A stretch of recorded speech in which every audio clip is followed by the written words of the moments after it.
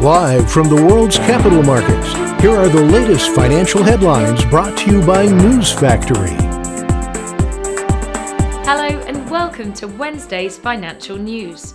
Stay with us for more market headlines. The dollar-yen pair gained 0.5% in the last session. The MACD is giving a negative signal.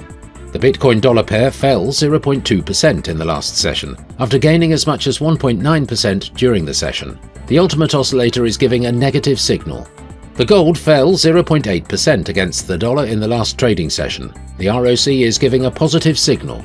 The oil-dollar pair skyrocketed 2.7% in the last session. The Williams indicator is giving a positive signal. Coming up, the choices from our chief analyst for today. Gold was steady, although prices moved in a tight range as traders awaited US inflation data and the Federal Reserve's policy decision, amid expectations of a pause in the central bank's rate hike trajectory. The Australian and New Zealand dollars edged cautiously higher after the US dollar and short-term Treasury yields dipped ahead of inflation data that could make or break the case for a Federal Reserve rate pause this week.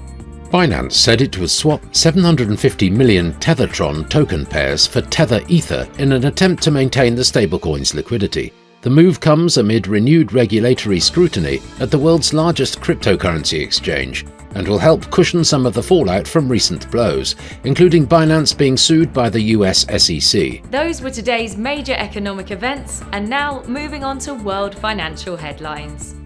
Germany's 10Y bond auction will be released at 0930 GMT. The UK's gross domestic product at 0600 hours GMT.